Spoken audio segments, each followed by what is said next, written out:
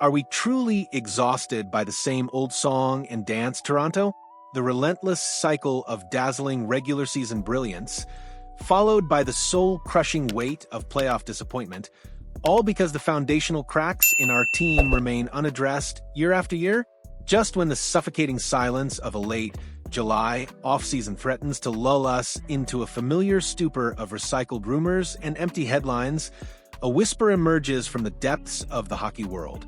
It's not a roar, not a blockbuster, but a subtle, strategic proposal that, against all odds, makes profound sense.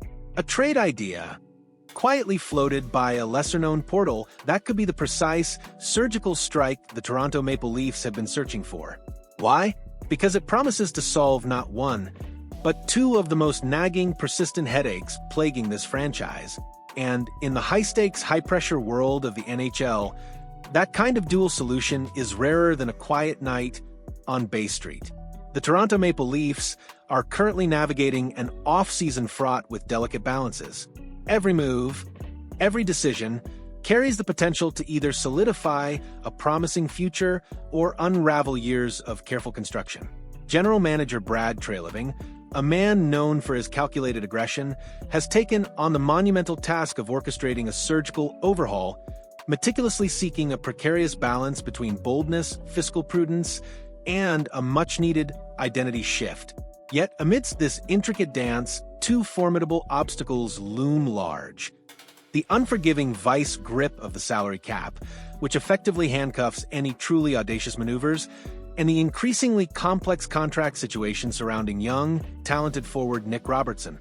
Robertson, a player brimming with potential, is simultaneously shrouded in doubts, plagued by a history of injuries, and now facing an arbitration hearing that demands a definitive resolution.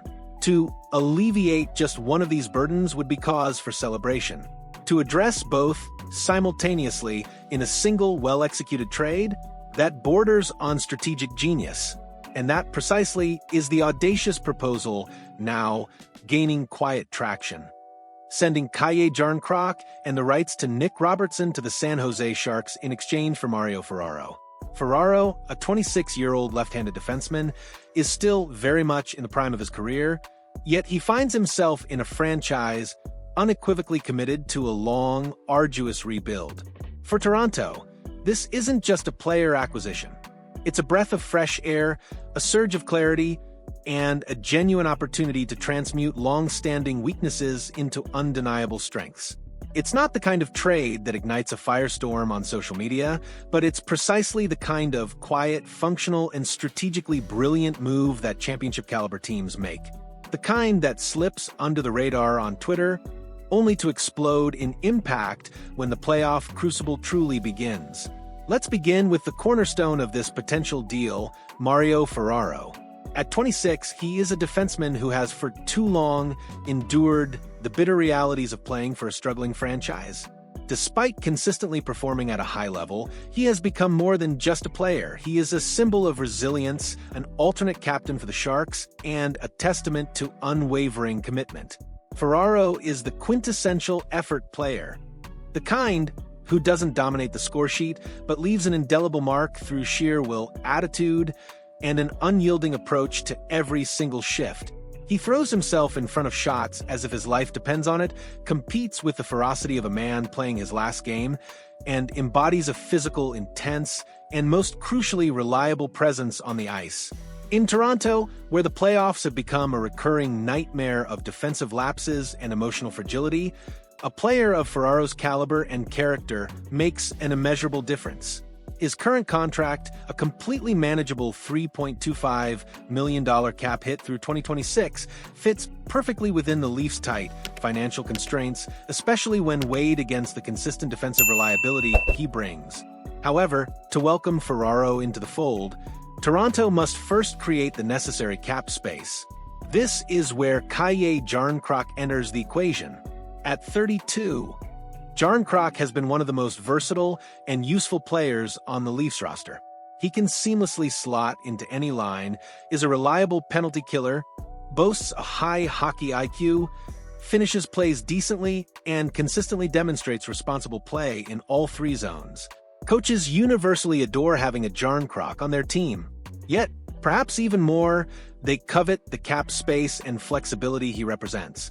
With the strategic arrivals of reinforcements like Dylan Gambrell and the potential return of Tyler Bertuzzi, coupled with the undeniable rise of promising young talents like Matthew Knies and the highly anticipated Isun Cowan, Jarnkrok's role has inevitably diminished, and when a useful player's ice time shrinks and his cap hit becomes a luxury, he transforms from a roster staple into valuable trade bait, plain and simple. Then we arrive at the heart of the dilemma: Nick Robertson. This is a truly agonizing situation, a talent Toronto has desperately clung to, but one they may finally have to relinquish. Drafted with immense promise, Robertson's nascent career has been repeatedly sabotaged by a cruel string of injuries over 3 seasons. Only now, in the 2024-25 campaign, has he finally enjoyed a more stable, consistent run, offering tantalizing flashes of the pure scorer he can be. He's agile, possesses a wicked shot, reads the ice with intelligence, and is still remarkably young.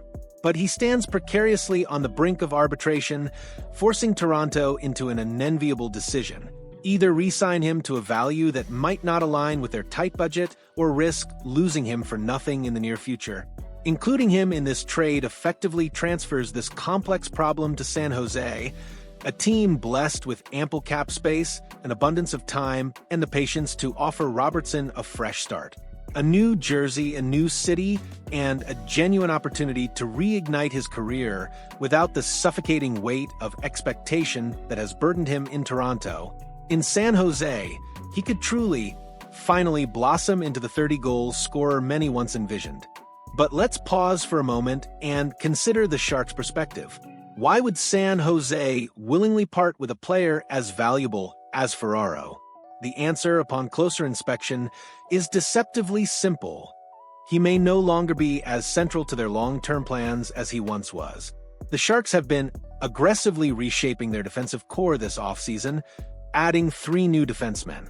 Moreover, reports from respected insiders like David Pagnotta, Max Miller, and Pierre Lebrun indicate that Ferraro himself has requested a change of scenery and that there's a robust market for his services, with teams like Colorado, Tampa Bay, Winnipeg, and Calgary all having inquired about him in the past. He is undeniably a valuable asset, and for that reason, San Jose might be wisely considering trading him now at the peak of his value, before it potentially erodes on a rebuilding team that doesn't fully utilize his strengths. For them, it's about acquiring assets that can contribute both today and tomorrow. Jarnkrok, with his consistent play, experience, and unselfish approach, is the ideal veteran to help mentor and develop their burgeoning young talent. Robertson, meanwhile, represents the tantalizing high-risk, high-reward project that rebuilding teams crave. If he fulfills his potential, the Sharks could boast a 20-plus goal winger on a controlled contract for years to come. If not, they've simply moved a player who no longer aligns with their core future plans. For Toronto, Ferraro's arrival would be a profound relief on multiple fronts. On the ice, he immediately plugs a critical structural gap on the left side of their defense. He possesses the versatility to seamlessly pair with a physical presence like Jake McCabe, or even a puck mover like Timothy Liljegren, depending on the tactical rotations. He is a defenseman capable of handling heavy minutes, adept at shutting down top opposing lines, and crucially, he injects the kind of competitive energy the Leafs have desperately sought in recent years. This quality is rarer than it seems. The Leafs have learned, through painful playoff eliminations, that simply loading up on offensive stars while leaving the defensive backend vulnerable is a recipe for disaster. Ferraro helps balance that equation. And, of course, the financial element of this trade cannot be overstated. The cap equation makes perfect sense. Ferraro's $3.25 million cap hit comes in, while Jarnkrok's $2.1 million and Robertson's projected $1.5 to $2 million post-arbitration go out.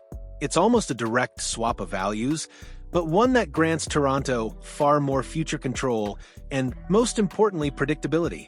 The Leafs might spend a marginal amount more, but they gain an invaluable commodity, certainty, and that word, for a team under immense pressure to win now, is worth its weight in gold.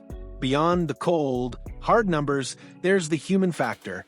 Ferraro, despite toiling on a perennially unsuccessful team, has forged an unblemished reputation within NHL locker rooms. He is a natural leader, deeply respected by his teammates, and fiercely competitive until the final buzzer.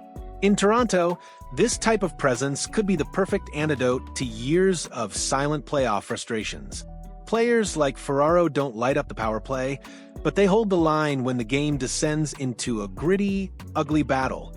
Robertson, despite his turbulent journey, remains a well-liked figure within the Leafs organization, admired for his commitment and perseverance.